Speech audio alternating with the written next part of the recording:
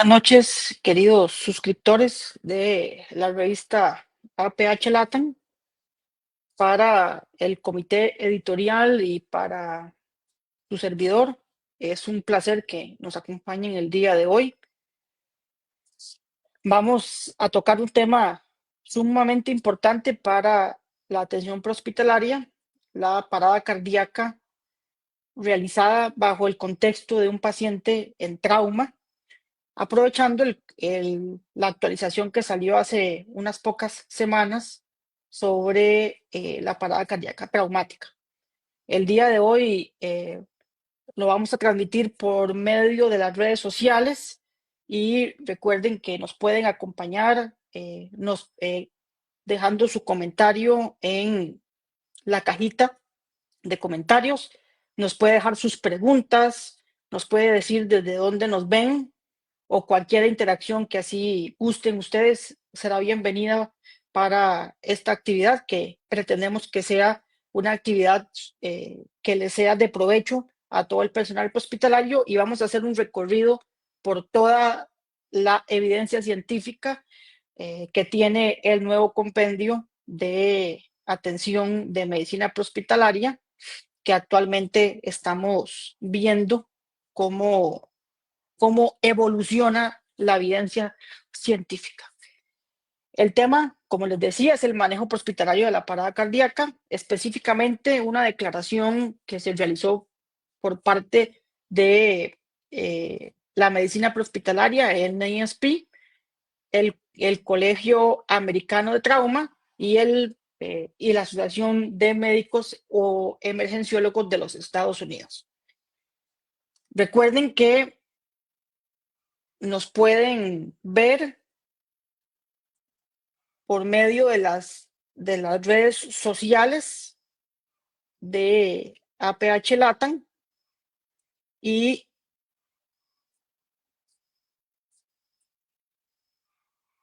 un segundito, disculpen, y nos pueden seguir en nuestra página web www.aphlatam.com y en todas nuestras plataformas de redes sociales en cuales ustedes pueden hacer interacción, ya sea en nuestro canal de YouTube, APH Latam, en nuestra página de Facebook. Tenemos un canal de Instagram en donde van a estar colocadas todas nuestro material para que puedan ver y escuchar todo lo que colocamos por medio de la revista. Instagram, TikTok, y si usted quisiera colaborar con la revista, también lo puede hacer ingresando a patreon.com y dejar su donación o ser un miembro premium para que le llegue información relevante que sale constantemente para la medicina prehospitalaria. Así que los invitamos a que ingresen, den like a esta publicación y lo compartan con todos sus amigos y compañeros que trabajan en la medicina prehospitalaria, para poder llegar a más personas.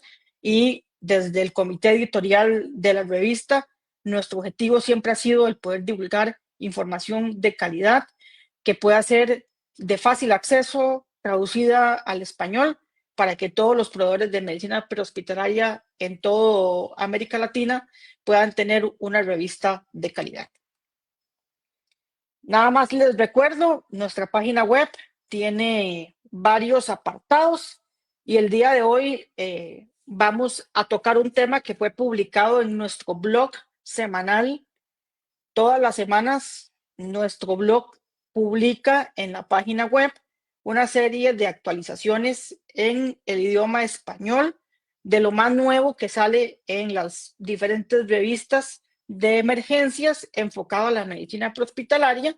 Este en específico se publicó el 10 de abril, hace 9 días, y es el compendio del manejo de medicina prehospitalaria en pacientes de trauma. Así que los invito a que ingresen a nuestra página www.aphlatam.com/blog y puedan leer todos los blogs que se han publicado. Ya hay más de 20 blogs para disposición de ustedes, y los invito a que también puedan de alguna u otra manera publicar o someter sus publicaciones, ya sea mediante el formato de blog o el formato formal de la revista. Recordando, este fue un compendio que se publicó hace bastantes semanas, hace como 6 meses, en la revista más importante de medicina prehospitalaria, o la mejor ranqueada en este momento, que es el Pre-Hospital Emergency Care, y es una revisión en conjunto del Colegio Americano de Médicos de Emergencias, el Comité de Trauma del Colegio Americano de Cirujanos y la Asociación Nacional de Médicos que trabajan en medicina prehospitalaria. Son 3 entidades de mucho prestigio que actualmente generan muchas recomendaciones para que se utilicen en todo el mundo, y lo que básicamente realizaron fue una revisión detallada de toda la literatura, dependiendo del nivel de evidencia, para de alguna u otra manera generar lineamientos bases para que se puedan utilizar en medicina prehospitalaria. Y el día de hoy, lejos de solamente leer la recomendación, nos vamos a adentrar en dónde está esa evidencia, qué decía ese artículo, qué decía ese metaanálisis, qué decía esa revisión bibliográfica del por qué están o no recomendando alguna intervención. Entonces, lo que intentamos acá en esta revista es no solamente decirles lo que ya ustedes pueden leer en el blog o directamente del artículo, sino irnos de manera directa a la fuente de donde ellos iniciaron la publicación, y de alguna u otra manera es importantísimo que puedan tener la evidencia científica de dónde se encuentra esa recomendación. Entonces, nos vamos a dar una vueltita de alguna u otra manera, de manera muy detallada, de por qué se hizo esa recomendación. Iniciamos, como cualquier tema, con la epidemiología. Actualmente, en nuestro país existe algún tipo de literatura que habla sobre la cantidad de eventos traumáticos que atienden nuestros paramédicos o nuestros médicos prehospitalarios. Y en términos generales, el trauma es más frecuente en hombres que en mujeres, en una proporción de casi 6-1, y está enfatizada o está aumentada la tasa de incidencia en una población extremadamente joven, lo cual genera lesiones que condicionan su funcionalidad.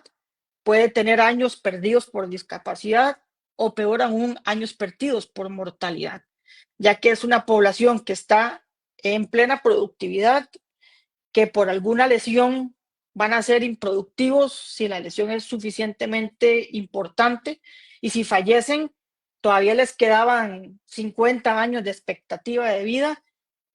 Por ende, es una de las patologías más importantes en medicina, sobre todo en medicina prehospitalaria, y por lo menos en nuestro país, el 23.2% de todas las llamadas que ingresan al sistema 911 corresponden a un evento de trauma.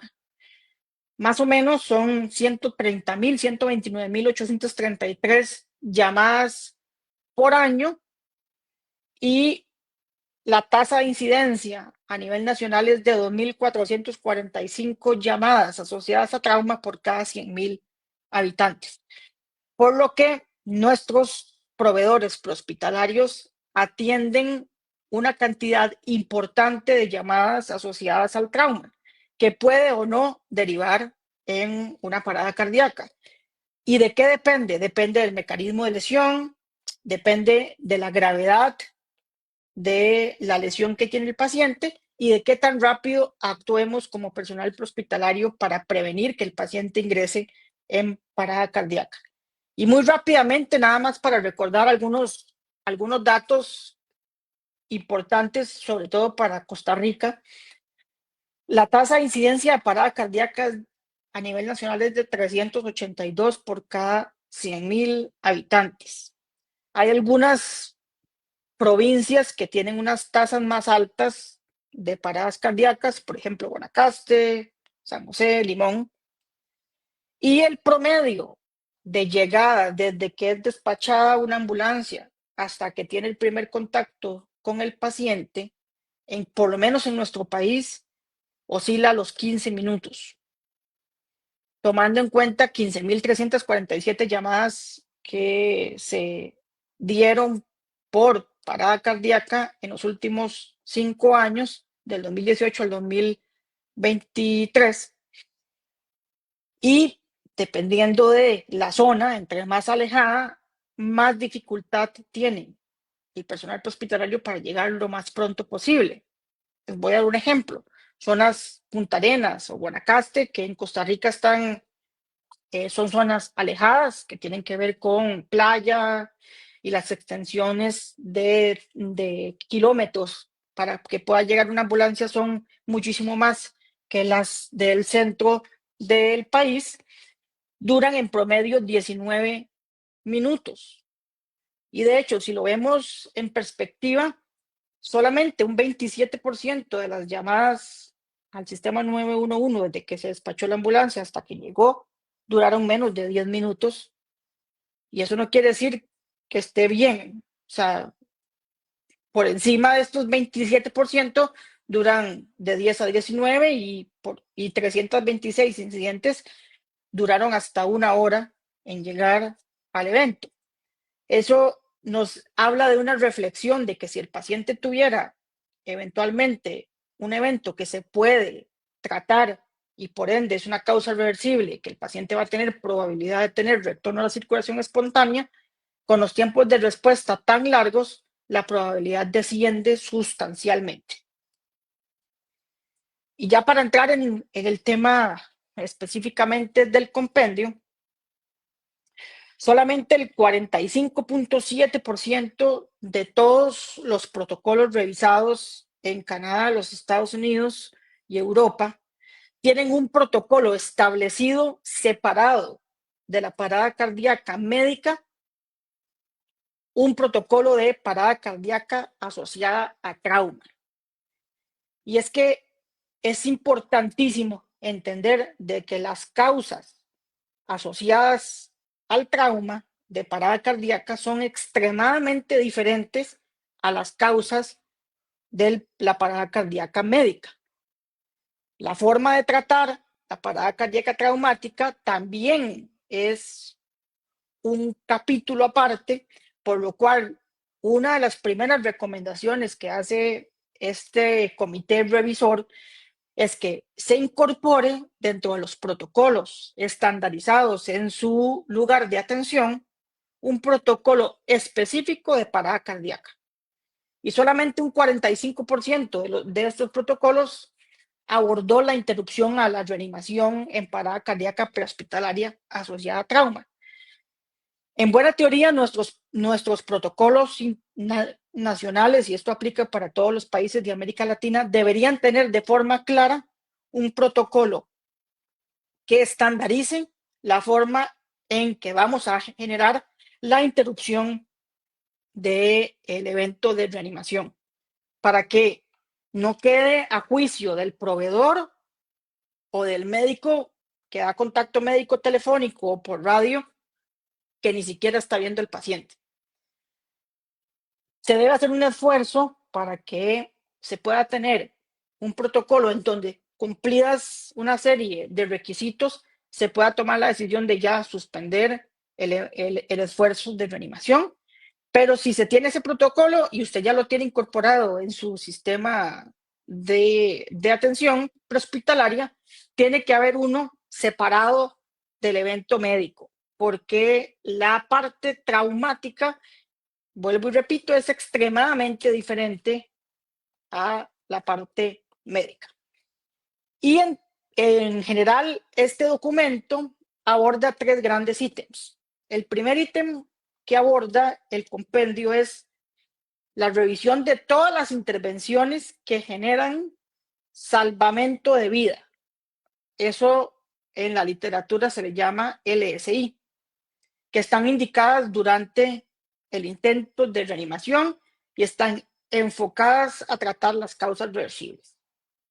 El segundo ítem o tópico que toca este protocolo o esta revisión o compendio son las condiciones que se deben cumplir para no iniciar la reanimación cardiopulmonar o para ya iniciar la reanimación cardiopulmonar, suspender el intento de reanimación.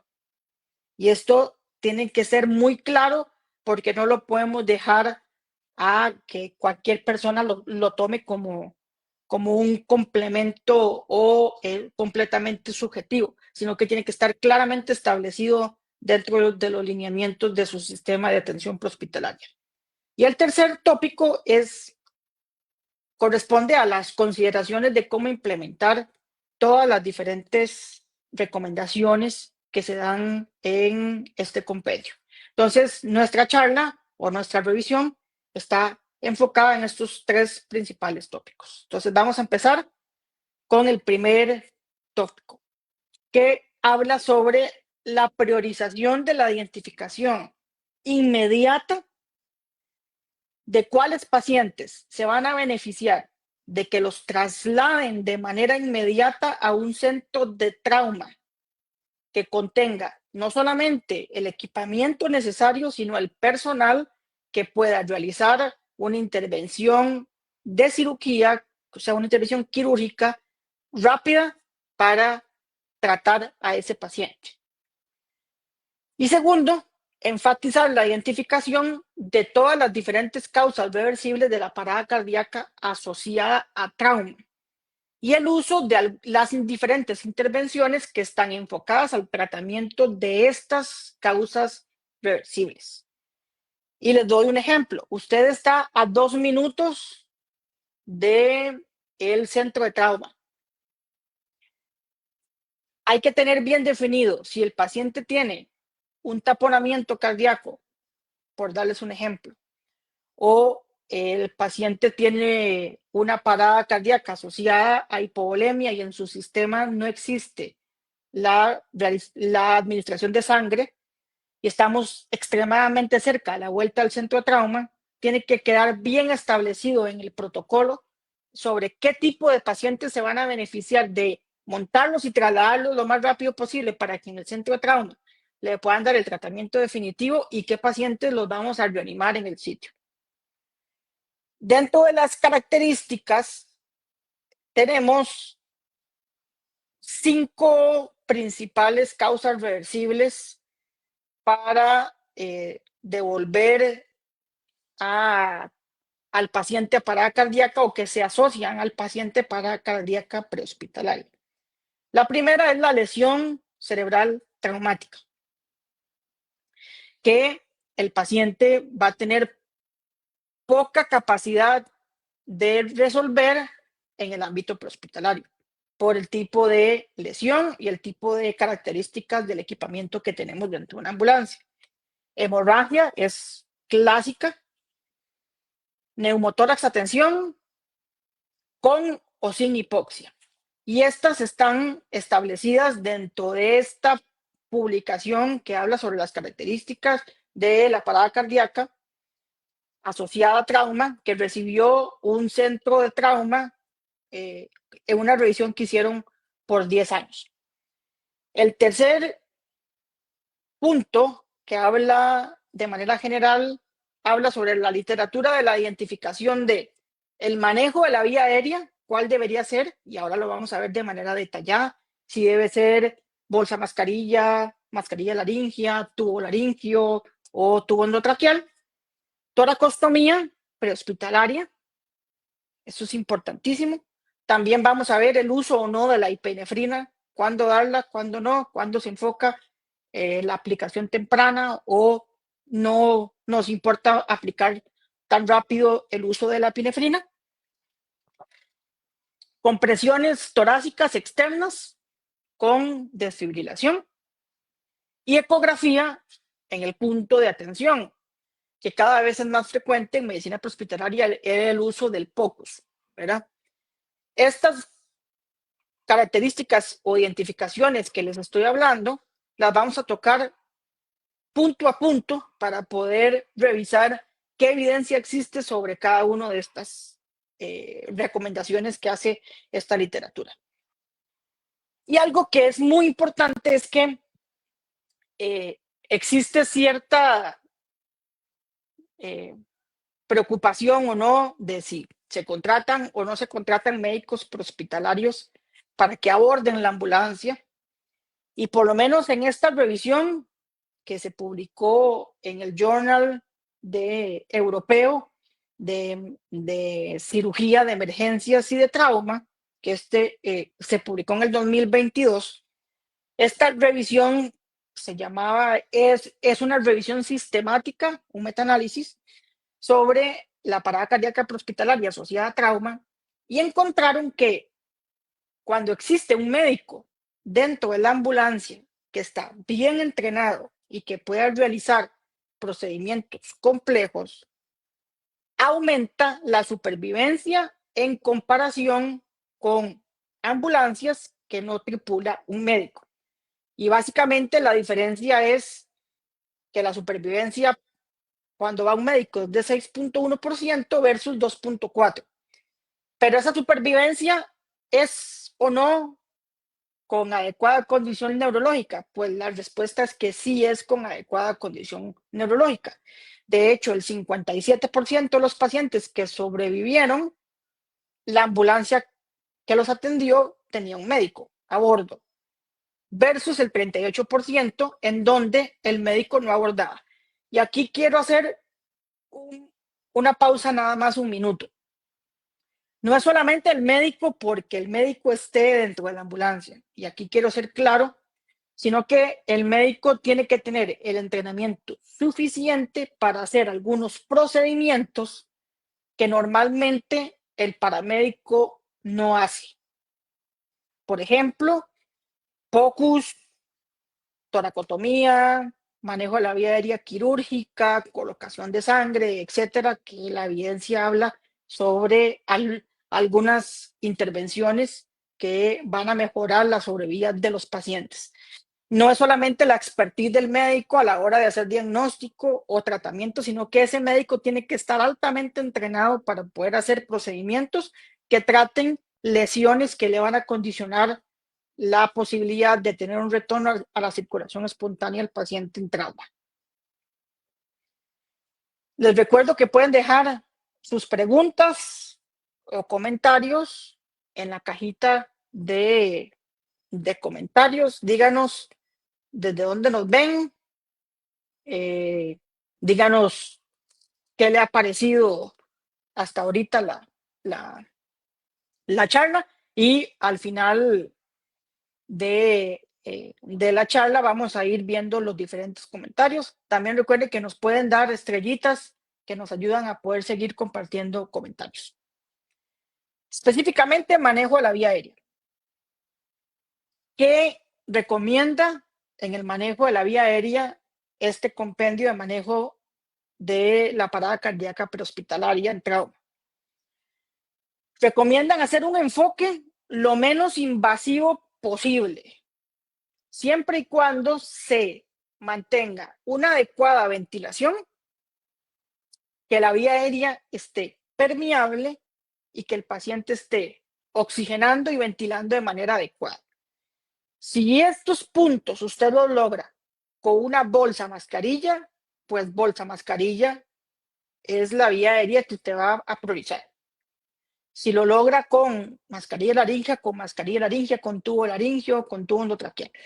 Pero lo que recomiendan es que no se utilice desde el inicio un enfoque invasivo, porque perdemos la perspectiva de que el paciente tiene otras causas de por qué lo llevaron a la parada cardíaca. Y acá recomiendan que la ventilación inicial, siempre y cuando no tenga ninguna contraindicación, se realice inicialmente con bolsa mascarilla. Si usted no lo puede ventilar con bolsa mascarilla, entonces puede utilizar un dispositivo supraglótico, que podría ser tubo laringio, mascarilla laringea en todas sus formas y modelos, y siempre y cuando el paciente así lo requiera, utilizar intubación endotraqueal. para el manejo de la vía aérea en paciente en trauma y hacer un análisis porque se puede subdividir qué grupo de pacientes se beneficia con un túmulo traqueal y qué grupo de pacientes se beneficia con un enfoque menos agresivo del manejo de la vía aérea. Entonces, más allá de pensar en solo qué dispositivo voy a utilizar para ventilar a mi paciente, la gran pregunta que nos debemos hacer a la hora de abordar un paciente es, ¿cuál dispositivo o modalidad de ventilación es la más óptima para que ese paciente pueda tener un abordaje específico de su ventilación, su oxigenación, individualizado para ese paciente? Evidentemente, esto no es una receta de cocina, pero ¿de dónde nace esta recomendación y por qué se está recomendando utilizar un abordaje menos invasivo? Y aquí es en donde nos vamos a empezar a adentrar en la evidencia científica. Entonces, yo he visto algunos otros videos de otros proveedores prehospitalarios exponiendo ya este compendio, pero nosotros queremos revisar artículo por artículo, literatura por literatura, de dónde salieron las recomendaciones. Uno, este estudio que se realizó en los Estados Unidos y Canadá, que se llama el PROPHET, es un estudio prospectivo observacional del registro prehospitalario y hospitalario de los pacientes en parada cardíaca que recibieron una vía aérea supraglótica o tubo endotraqueal. ¿Y qué encontraron? Que los pacientes a los cuales intubamos o se les colocó una mascarilla laringia tuvieron menos probabilidad de sobrevivir en comparación a los pacientes que se ventilaron con bolsa mascarilla. ¿Y en qué proporción? Los que se intubaron tuvieron 73% menos probabilidad de sobrevivir. ¿Y de dónde salió este 73? Bueno, fue un estudio donde utilizaron 2.300 personas que estuvieron en parada cardíaca en Canadá y en los Estados Unidos. Esto fue en el 2018. La edad promedio era 39 años y la supervivencia, la alta prehospitalaria fue de solo un 6.3%. El odds ratio, que es la probabilidad de sobrevivir ajustado para la edad y para el sexo, estuvo en 0.27. De aquí es de donde sale este 73. Porque si yo resto 1 menos 0.27, me va a dar un 73%. Entonces, los pacientes que recibieron tubo endotraqueal tuvieron 73% menos probabilidad de sobrevivir en la parada cardíaca. Y la mascarilla laringia, el odds ratio fue 0.37. ¿Qué significa este 0.37? Si yo resto 1 menos 0.37, me va a dar 63%. O sea, hay un 63% menos de probabilidad de tener una sobrevida en el paciente que tiene parada cardíaca prehospitalaria asociada a trauma. ¿En comparación con quién? Con el gol estándar, que para ese momento era la bolsa mascarilla. De acá fue de donde salió la recomendación de utilizar un abordaje mínimamente invasivo en el paciente asociado a trauma. Por lo que si usted logra ventilar adecuadamente al paciente y lograr una oxigenación adecuada con la bolsa mascarilla, no necesita pasarlo a un dispositivo avanzado. No debemos empezar a quitarnos esa necesidad de intubar a todos los pacientes. Les recuerdo, comparta esta publicación, dele like a la publicación para poder llegar a más personas, haga sus comentarios o preguntas en la caja de preguntas o en la caja de comentarios y al final de la charla estaremos gustosos de poderles contestar. ¿Qué otra evidencia asociada a la vía aérea revisó este grupo de parada cardíaca? Vamos a revisar todos los estudios que utilizaron para la revisión de esto. El primer estudio es el que vimos, el de pre-hospital del manejo de los determinantes de la reanimación cardiopulmonar en pacientes asociados a trauma. La intubación exitosa se asoció positivamente a la supervivencia al ingreso, pero la supervivencia al alta hospitalaria fue menor que utilizar otro dispositivo de la vía aérea. Y los que sobrevivieron, lastimosamente, lo hicieron con menor condición neurológica. Otro estudio fue un estudio de cohorte de 26 años. De hecho, fue un estudio bastante grande que tomaron todos los pacientes de 26 años que tuvieron una parada cardíaca asociada a trauma y la supervivencia del tubo endotraqueal, de los pacientes que recibieron tubo endotraqueal, fue del 35%.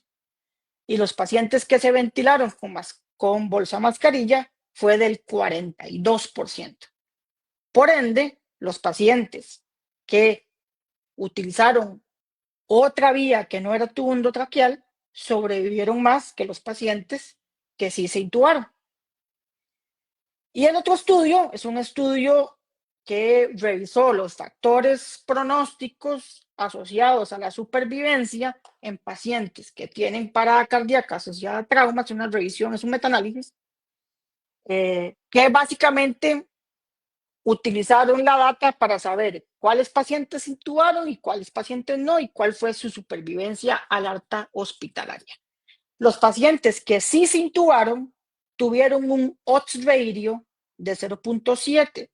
Si nosotros queremos saber cuánto fue la reducción de la probabilidad de sobrevivir, tomamos el 1 y le restamos el odds ratio y eso nos da un 30. ¿Qué quiere decir? Que hay una reducción del 30% de la supervivencia al alta hospitalaria en los pacientes que se intubaron en la parada cardíaca asociada a trauma.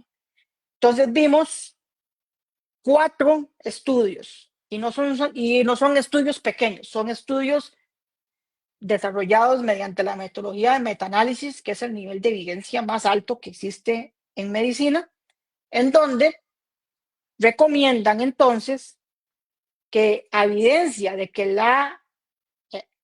ante la ausencia de evidencia que apoye que se haga una vía aérea invasiva para una intervención de salvamiento de vida en estos pacientes, deberían posponerse el uso de tubo endotraqueal hasta después del transporte, si así lo requiere el paciente o cuando llegue al centro de trauma. En otras palabras, si usted lo logra ventilar con bolsa mascarilla, el tubo endotraqueal no debería ser una prioridad para usted. Lo puede hacer durante el traslado o en su defecto cuando el paciente ya llega al centro de trauma. Siempre y cuando la patología del paciente así lo requiera, ¿verdad? Yo no estoy hablando de pacientes que sí se requieren intubar. Estoy hablando de los pacientes que con bolsa mascarilla se pueden ventilar adecuadamente y están adecuadamente oxigenados, ¿verdad?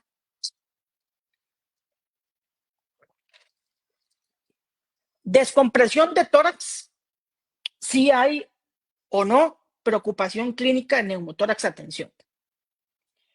Para esta recomendación, los revisores hicieron un paso por bastante literatura y yo resumí algunas pocas literatura que respalda la recomendación que ellos dan. Este primer estudio, que fue publicado en el Journal de Medicina de Emergencias en el 2009, habla sobre la descompresión torácica durante la reanimación cardiopulmonar en pacientes asociados a trauma. Encontraron que el 49% que se sometió a descompresión torácica, 17 de los 18 fue mediante un tubo, ¿verdad? O sea, una descompresión con un tubo, como si estuviéramos en el hospital.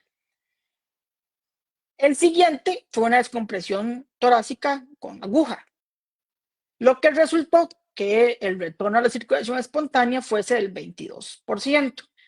¿Cuál fue el problema con este estudio? que era un estudio extremadamente pequeño, solamente 37 pacientes, por lo cual este estudio no lograba determinar si realmente la descompresión torácica era o no adecuada en el paciente con parada cardíaca asociada a trauma. Revisaron otro estudio en el Journal de los Anales de Medicina de Emergencias del 2006, en donde es un estudio mucho más grande que 37 pacientes, fueron 909, en donde todos los pacientes recibieron descompresión bilateral. Y 6 de 909, después de que hicieron la descompresión de tórax, lograron un retorno a la circulación espontánea.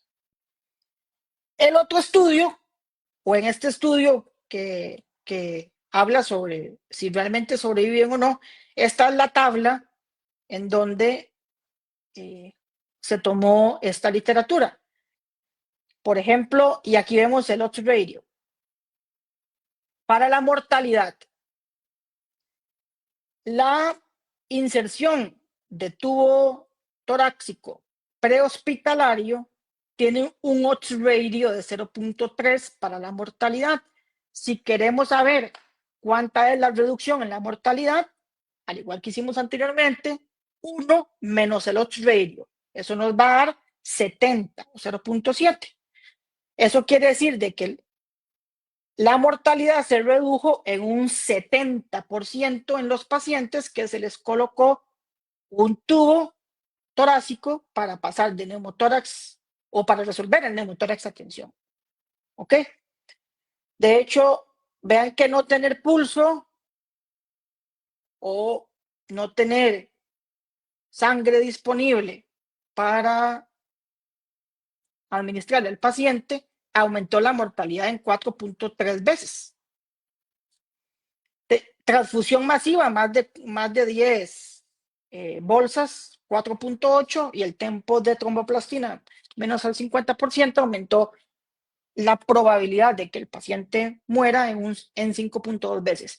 Todos tienen un valor de P lo suficientemente pequeño para sostener que realmente este valor es estadísticamente significativo. En otras palabras, la evidencia científica, con todos los anteriores estudios que se revisaron, recomiendan que los pacientes que tengan una parada cardíaca prehospitalaria asociada a trauma, se les recomiende la descompresión del tórax. Sin embargo, no existía o no existe ninguna evidencia suficiente para que se haga de manera rutinaria, en donde usted a todos los pacientes de trauma les haga descompresión torácica, o peor aún, a todos los pacientes les haga descompresión torácica bilateral. O sea, si usted no sospecha que el paciente tiene un neumotórax a tensión, no lo punce. Y una discusión adicional sobre el tratamiento de neumotórax a tensión se aborda en un manuscrito que posteriormente vamos a revisar. En otras palabras, si sospecha que el paciente tiene neumotórax a tensión, púnselo o colóquelo un sello tórax. Si usted no sospecha que tiene neumotórax a tensión, entonces no es adecuado que de manera rutinaria haga descompresión de tórax para ver si tenía o no tenía.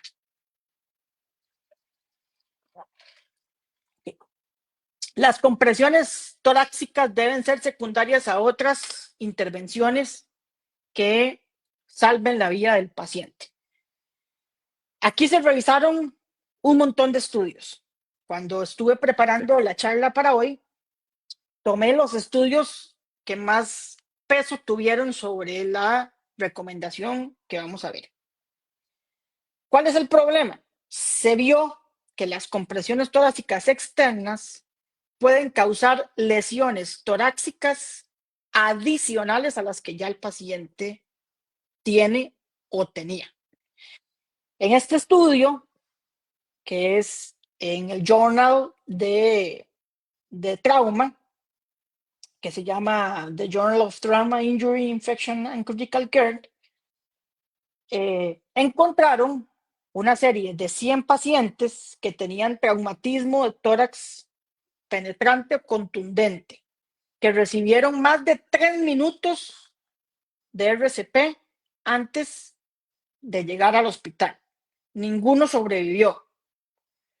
Pero lo que encontraron es que el 12% de estos pacientes, o sea, un 12 de 100 pacientes, recibieron ventilación forzada y RCP prehospitalaria, lo que derivó en que el paciente tuviera una embolia aérea en las arterias coronarias, lo cual terminó siendo la causa de fallecimiento del paciente y no el traumatismo.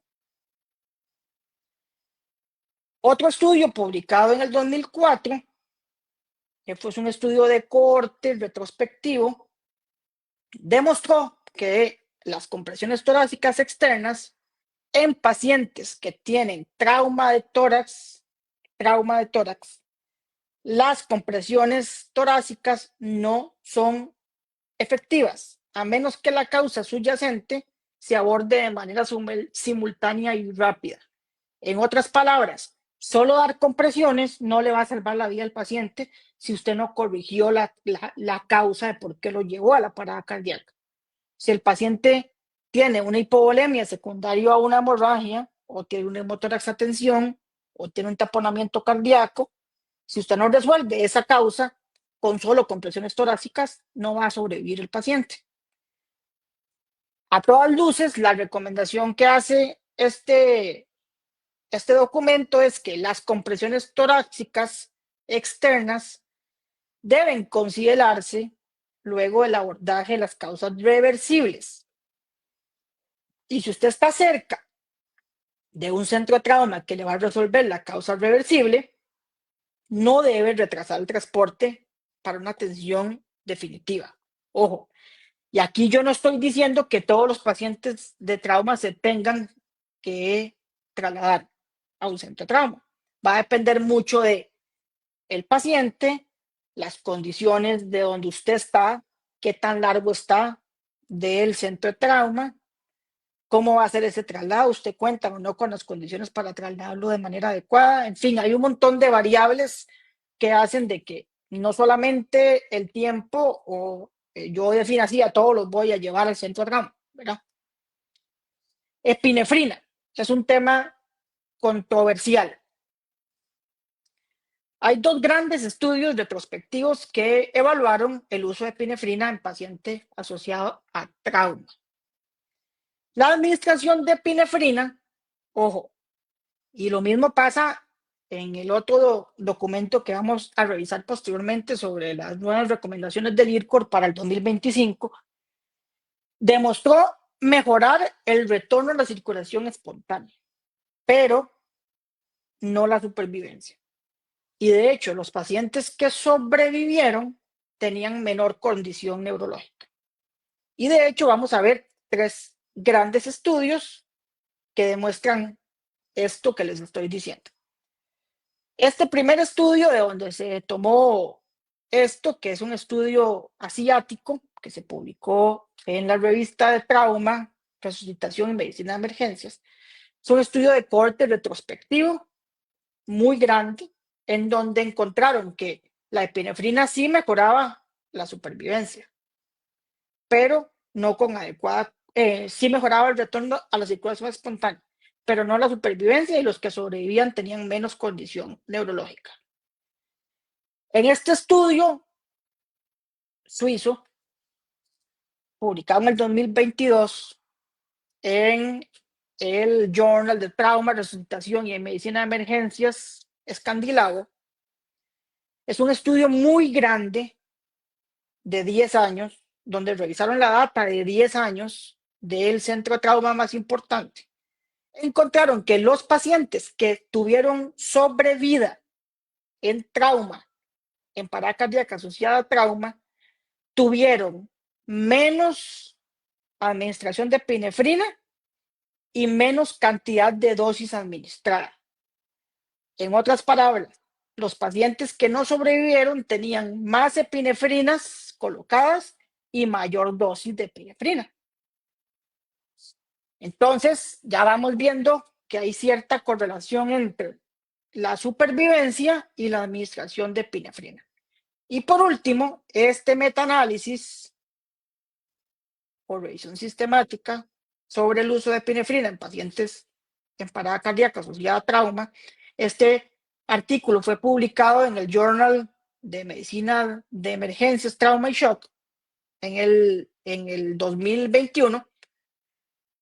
Encontraron básicamente que la administración de epinefrina no se asoció de manera significativa a un retorno a la circulación espontánea. Y de hecho, como yo sé que no se asoció de manera significativa, usted dirá, pero tiene un odds ratio de 4.67. Sí, pero el intervalo de confianza está un extremo por debajo del 1 y un extremo por encima del 1, por lo cual no es un dato estadísticamente confiable. Y lo mismo que la supervivencia a corto plazo. En otras palabras, en este metaanálisis no se pudo demostrar que la epinefrina mejorara el retorno a la circulación espontánea o que mejorara la supervivencia con o sin adecuada condición neurológica. Si usted quiere entrar a cualquiera de estos artículos, les recuerdo que en el blog de la revista de APH Latam están los links específicos de cada uno de la literatura de donde salió esta revisión, si quisiera leerlo de manera mucho más grande, ¿verdad? En otras palabras, la epinefrina no debe usarse de manera prioritaria antes que otras intervenciones y al igual que en la parada cardíaca médica, la epinefrina no es una intervención que tenga suficiente evidencia para que se priorice, sino que se deben priorizar otras cosas antes de la colocación de epinefrina. POCUS o ultrasonido en el punto de atención. Les recuerdo que pueden dejar sus comentarios en la cajita de comentarios, sus preguntas. Denle like y compartan a la publicación para poderles llegar a más personas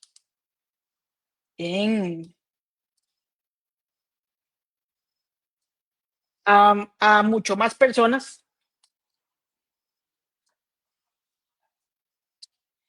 que necesitamos, evidentemente, para poderles llegar a toda la comunidad de medicina prehospitalaria de América Latina. ¿Qué habla sobre el POCUS? Si el POCUS, cuando se realiza, no demuestra que hay movimiento cardíaco, esto puede ser útil a la hora de evaluar el manejo y el pronóstico de la parada cardíaca. Este artículo, publicado en la revista Resuscitation del 2021, abordaba si el POCUS era realmente un factor predictor de la parada cardíaca asociada al trauma.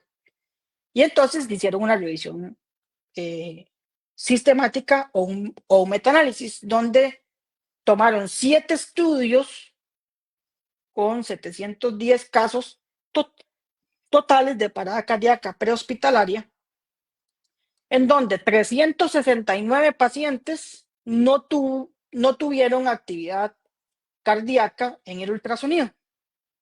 Y ninguno de estos 369 logró tener retorno a la circulación espontánea o sobrevida. En otras palabras, el POCUS les funcionó para poder saber qué paciente va a tener o no la posibilidad de sobrevivir o de tener retorno a la circulación espontánea. Por lo cual, la literatura demuestra que el uso de ultrasonido en pacientes en parada cardíaca demuestra ser un factor predictor importante en la sobrevida. Y no solamente en la sobrevida, sino además en la posibilidad de tener retorno a la circulación espontánea.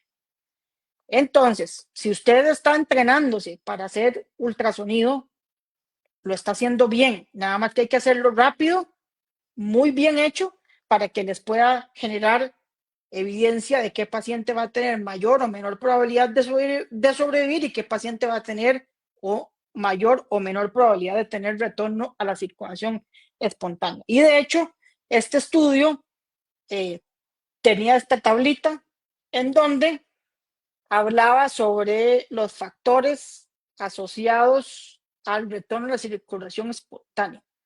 Y el tener movimiento cardíaco en el ultrasonido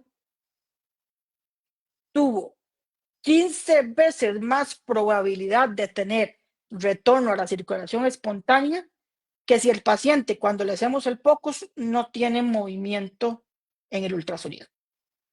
Entonces, se demostró que existe evidencia suficiente con un índice de heterogeneidad muy bajo que utilizar el ultrasonido como factor pronóstico puede ayudarle eventualmente a saber qué paciente va a salir con pulso y qué paciente no.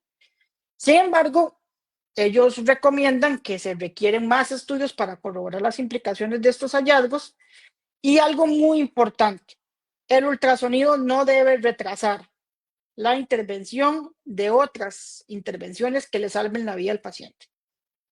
¿Ok? No es que va a ser primero el ultrasonido antes de reponer sangre. Tampoco va a hacer el ultrasonido antes de hacer neumotórax, atención, si ya lo tiene bien definido. O sea, primero lo primero, hay que tratar la causa reversible. Eventualmente, si usted tiene todos los recursos y el entrenamiento, esto le puede agregar un valor a el pronóstico y la probabilidad que el paciente tenga un retorno a la circulación espontánea. De acá fue donde salió la recomendación de utilizar POCUS en trauma. Okay. ¿En qué pacientes no debemos dar RCP?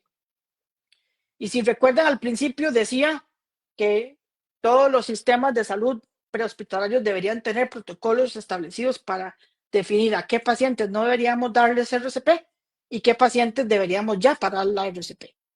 Entonces, ellos recomiendan varias condiciones para decidir no darle RCP al paciente y no desgastar y no maltratar al paciente y no desgastarse dando RCP. 1. Lesiones que claramente son incompatibles con la vida. Decapitación, que el cuerpo esté partido a la mitad, ¿verdad? Eso es bastante evidente que no tiene cero probabilidad que el paciente sobreviva. Evidencia de paro cardíaco prolongado, que el paciente ya tenga livideces, descompensación o rigor mortis. Que los pacientes tengan un documento anticipado que no quieren que se les reanime o por condiciones médicas de muerte natural. Esos pacientes no deberían ni siquiera iniciarse la RCP. Y en la literatura, por lo menos los revisores no encontraron ninguna evidencia suficiente sobre retener los intentos de reanimación, por lo cual recomiendan que cada sistema de medicina prehospitalaria gestione sus propios criterios para no iniciar la reanimación. En otras palabras, si usted trabaja en un sistema público o privado o mixto, su director médico o el encargado, digamos, de la parte médica debería de manera clara tener protocolos de cuándo no reanimar y cuándo parar la reanimación. Y esto es lo que vamos a ver, cuándo parar la reanimación. Y muchas personas utilizan el mecanismo de lesión como único determinante para saber si yo paro o no paro de dar RCP. Pues la literatura ha demostrado que solo el mecanismo de trauma no es factor único para que usted decida si ya paro de dar o no compresiones. Y vamos a revisar la literatura que sustenta esto. Este estudio epidemiológico publicado en el Resuscitation en el 2017 en Inglaterra revisó la epidemiología y la etiología de la parada cardíaca traumática en un estudio retrospectivo de una base de datos grande, en donde se encontró que los pacientes que tenían trauma penetrante tenían una supervivencia con adecuada condición neurológica del 11.7 en comparación con los que tenían una lesión traumática contundente de 2.4%.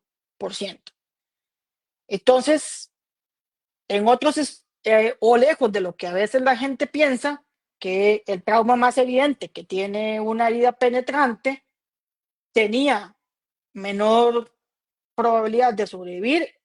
En este estudio, por lo menos, encontraron que no es así. Pero en otro estudio prehospitalario, en el mismo estudio que vimos hace un ratito sobre el registro PROPET, que es un estudio enorme del consorcio de resultados de reanimación cardiopulmonar, ¿verdad? En Europa, encontraron que los pacientes con parada cardíaca traumática contundente les fue mejor que los pacientes que tenían un trauma penetrante de 8.3 versus 4.8. Entonces hay evidencia que dice que en uno les va mejor en el penetrante y en otro les va mejor en el contundente. Por eso es que no se puede utilizar el mecanismo de lesión como único factor para decidir si el paciente requiere o no más intentos de reanimación, porque puede ser que el paciente tenga más o menos posibilidad de tener un retorno a la circulación espontánea o en su efecto tener una supervivencia con adecuada condición neurológica. Y lo otro que encontraron es que los estudios son demasiado heterogéneos entre sí como para poder tener una sola evidencia científica que de manera contundente nosotros digamos, sí, se puede implementar en todos los tipos de pacientes. Y les voy a mostrar, por ejemplo, en esta tabla publicada en este estudio que se hizo en los Estados Unidos sobre los determinantes de la resucitación cardiopulmonar en pacientes que tenían parada cardíaca traumática y no traumática en, en, en la medicina prehospitalaria, porque el otro mecanismo que usamos para decidir si el paciente ya va, requiere que nos detengamos es el ritmo que tenga el paciente. De hecho, el ritmo eléctrico no debería, o el ritmo cardíaco que tenga el paciente, o el tipo de trazo que tenga, no debería ser el único factor que determine si ya yo paro de dar RCP o no. Si bien es cierto, los ritmos no desfibrilables tienen menos probabilidad de que el paciente sobreviva en comparación con los ritmos desfibrilables, solos en trauma no deberían tener una mayor preponderancia para decidir si paro o no paro. De hecho, si lo vemos en este estudio, estos es parada cardíaca no traumática, NTCA, y la parada cardíaca traumática.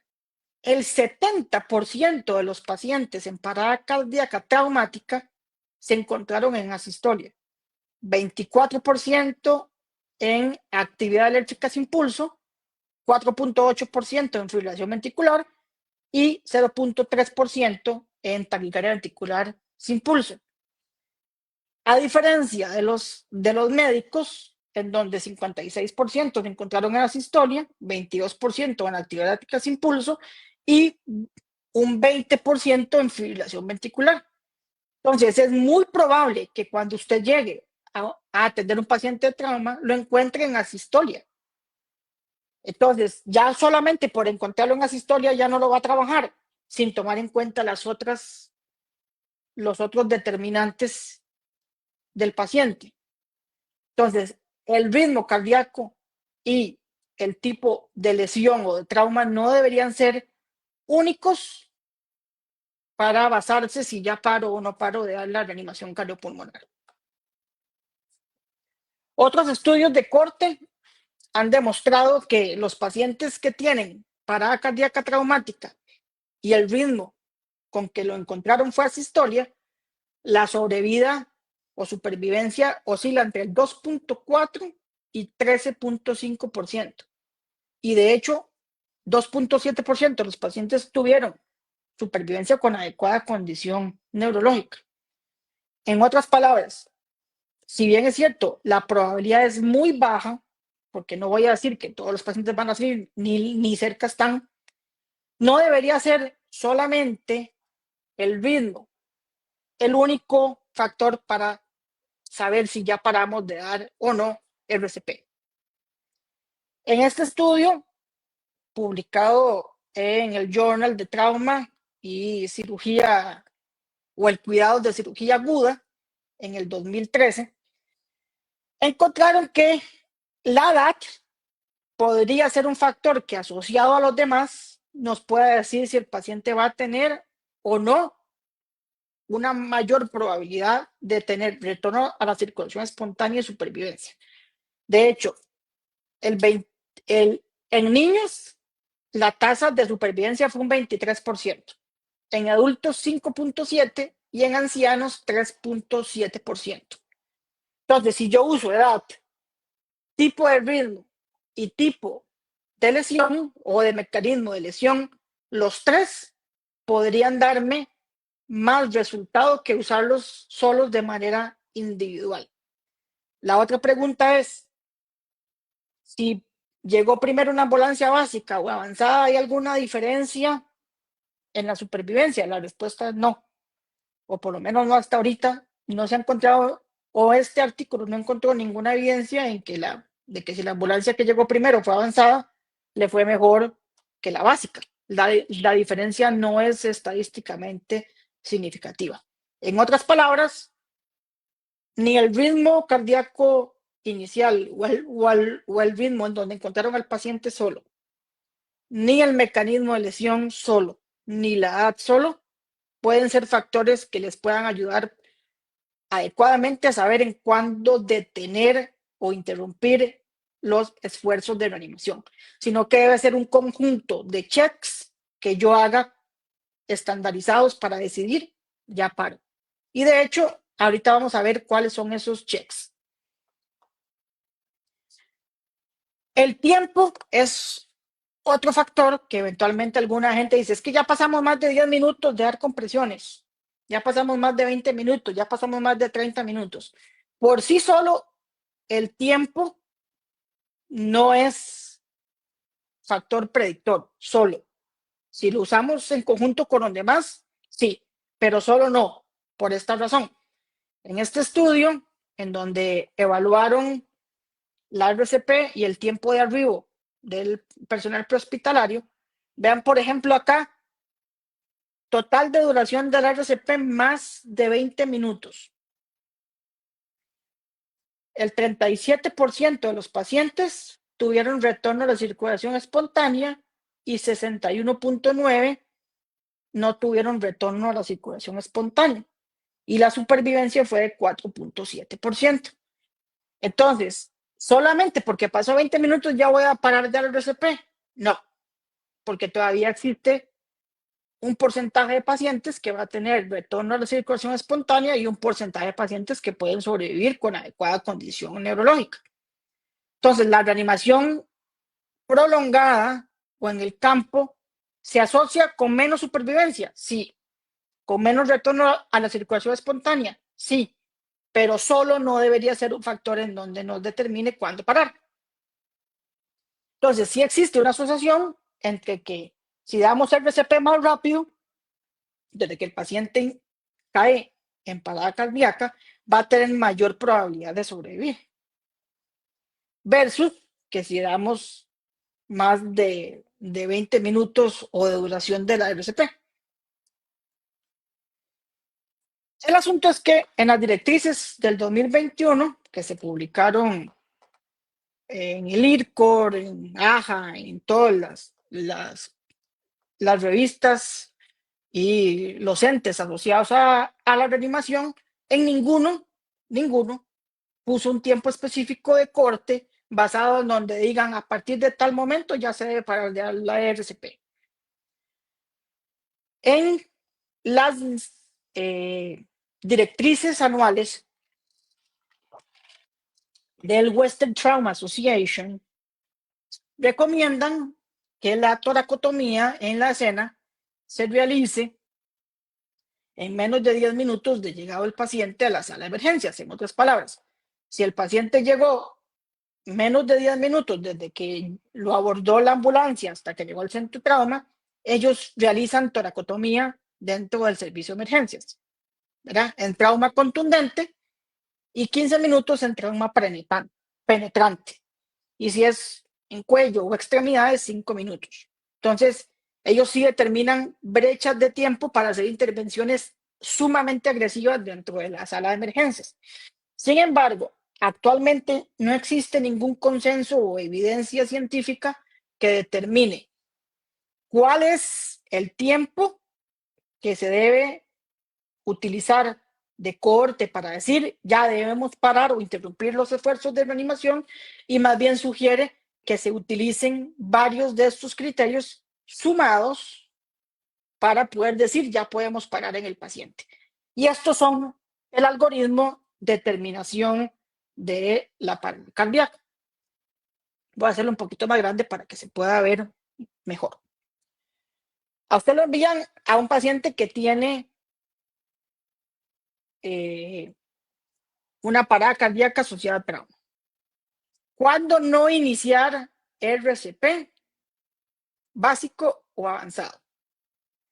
Si la tripulación sospecha de un origen no traumático, por ejemplo, una emergencia médica, hipoglicemia, accidente cerebrovascular, accidente o un infarto del miocardio, que el paciente está y colisiona, entonces debemos dar el ACLS y BLS estándar.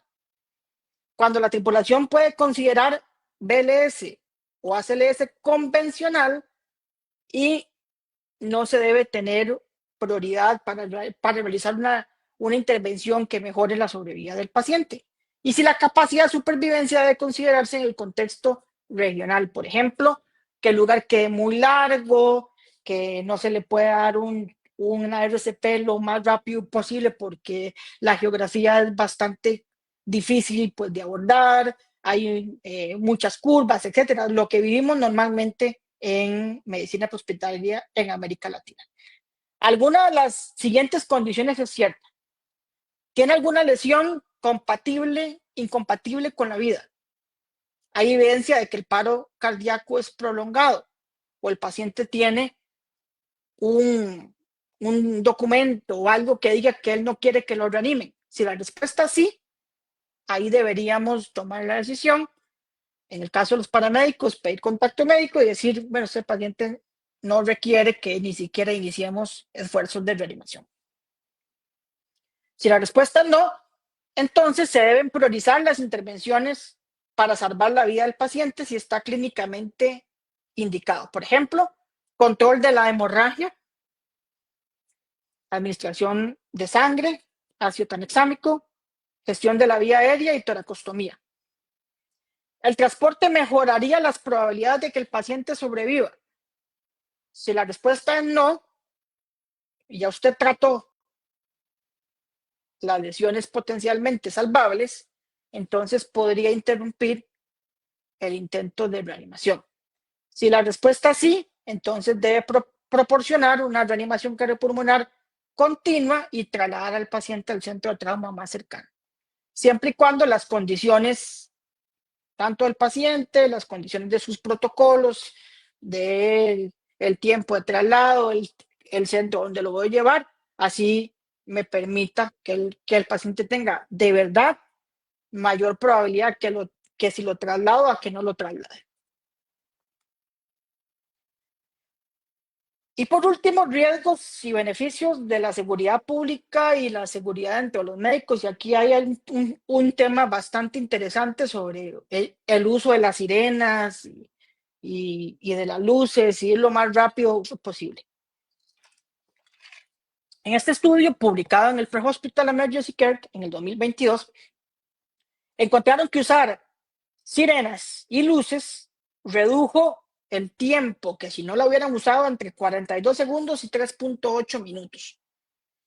Pero el problema es que el uso de sirenas y luces se asoció a una mortalidad mayor en los rescatistas civiles y pacientes. En otras palabras, más riesgo de accidentes dentro de la ambulancia o que colisionemos con otro vehículo o de atropellar a alguien, ¿verdad? O que nosotros lastimosamente fallezcamos dentro de la ambulancia porque tuvo una colisión.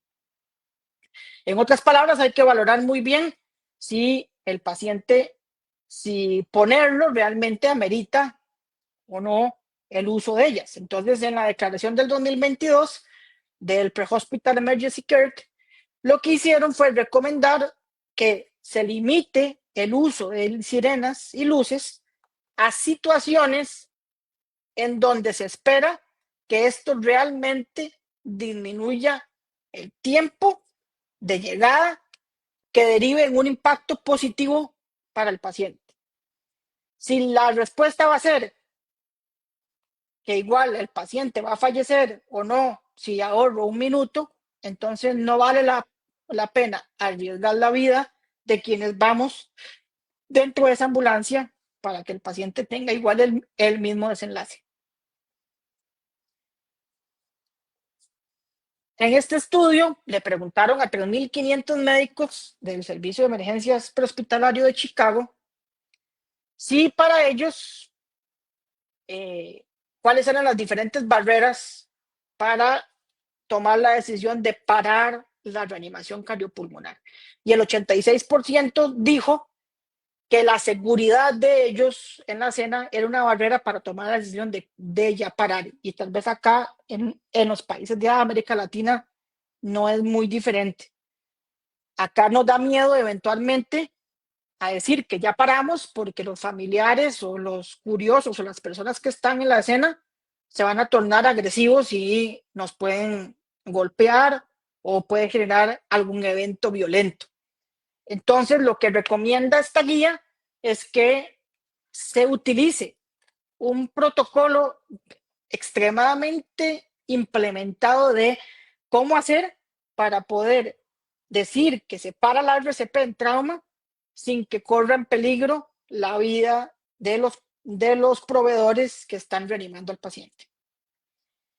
Y algo muy importante es que deberíamos, después de todo evento de trauma, sobre todo un trauma que derivó en parada cardíaca, después de que llegamos a la base o después del evento, hacer un debriefing que permita a los que estuvimos involucrados en el evento de reanimación poder saber qué cosas hicimos bien como proveedores y qué cosas podemos mejorar para la atención de próximos eventos en otros pacientes. Siempre hacer este ejercicio de debriefing es fundamental para fortalecer el trabajo en equipo y la mejora continua dentro de los equipos de reanimación cardiopulmonar en medicina prehospitalaria y en medicina hospitalaria. Recordarles que tenemos disponible para ustedes la revista, que si alguien quisiera publicar algo en nuestra revista, en el www.aphlatam.com pueden encontrar las directrices para autores. Nos pueden seguir en Instagram, TikTok, Facebook y YouTube. Y también en Spotify y en patreon.com. Una vez finalizada esta charla, quedará subida en YouTube para que la puedan compartir con las personas que no pudieron verla en vivo. En el botón de revista encontrarán todos los volúmenes publicados para que son de acceso gratuito y abierto para que los puedan compartir con sus compañeros. Tenemos un podcast en Spotify y tenemos un blog semanal que permite abordar temas relevantes a la medicina prehospitalaria que acaban de salir en nuestro idioma, o sea, traducidos al español para que ustedes puedan leerlo más fácilmente. Y acabamos de abrir una nueva sección en la revista que nos encantaría que nos envíen información sobre cuéntanos tu historia. Si tienes algo que contar sobre tu equipo de prehospitalaria, el lugar en donde trabaja, algo que le pueda servir a quienes están en otros países de motivación, cuéntenos la historia. Nos encantaría que nos puedan enviar información para poder publicar en este nuevo apartado de la revista. De nuevo, recordarles que estamos en Spotify, estamos en YouTube Estamos en Facebook, TikTok e Instagram. Y si quisiera ayudarnos con alguna donación, estamos en patreon.com/revista PH Latam. Ahí también puede hacer su donación para poder llegar a más personas con evidencia científica. Estamos para ustedes en la comunidad. Recuerden que pueden ingresar a la página www.aphlatam.com. Pueden enviarnos sus manuscritos a estos correos electrónicos info@phlatam.com para que puedan ser revisados por pares y que puedan encontrar la información científica. Y por último, recordarles que en la página de APH Latam, en el segmento de blog, tenemos todos los blogs que se han publicado todas las semanas y va a encontrar este blog del 10 de abril, toda la literatura de lo que hablamos el día de hoy. Si quisiera ver punto por punto de lo que hablamos el día de hoy, por ejemplo, quiere saber de dónde salió la recomendación de, por decirle algo, de el trauma multifactorial o la hipoxia o el manejo de la vía aérea, acá donde dice cita 79, al darle clic, lo llevará al artículo en donde salió esa recomendación, por lo cual puede ver toda la literatura que está detrás de las recomendaciones de esta guía. Y si quiere ver la literatura que respalda el POCUS, aquí encontrará la literatura 87, la 62. Con solamente darle clic a la 62, lo va a llevar al documento en donde está establecida esta recomendación. Así que los invitamos a que puedan ingresar a la página www.aphlatam.com, el blog, y aquí en la revista van a encontrar todos los volúmenes de la revista publicados hasta el último volumen del 2025. Es una revista muy amigable que la pueden encontrar en idioma español, con un diseño bastante atractivo para que puedan encontrar la literatura en español. Por ejemplo, este último volumen nos enviaron Dani José Ochoa García un artículo sobre Panamá, sobre programas de formación de técnicos en ciencias médicas de las zonas del canal. También van a encontrar el uso prehospitalario de ultrasonido en parada cardíaca. Van a encontrar una revisión farmacológica de un medicamento siempre y una imagen de la revista. Siempre va a haber una imagen que les va a hablar sobre algún tipo, ya sea un trazo. Y recuerden de que pueden enviar su manuscrito al info@phlatam.com. Estaremos gustosos de poder revisar su documento para que puedan de alguna u otra manera ser revisados por pares. Y acá están los podcasts que después los subiremos en Spotify. Y aquí están las directrices para autores por si quieren revisar qué debe tener o no el manuscrito que nos envía. Así que de parte del comité editorial de la revista APH Latam, les agradecemos muchísimo que nos hayan acompañado el día de hoy. Los invitamos a que puedan entrar a nuestras redes sociales: YouTube, TikTok, Facebook, YouTube, Spotify y el Patreon. Ingresar a la página, comparta con sus compañeros de trabajo, con sus amigos esta información, y nos estaremos escuchando próximamente en los diferentes webinars que vamos a tener a partir de ahora con la información más actualizada asociada a la medicina prehospitalaria. Y de todo corazón les queremos agradecer que se hayan conectado y esperamos que haya sido de sumo provecho para ustedes a la medicina prehospitalaria. Ese es nuestro objetivo. el día de hoy ha sido un placer tenerlos a todos por acá. Recuerden nuestro correo electrónico info@phlatam.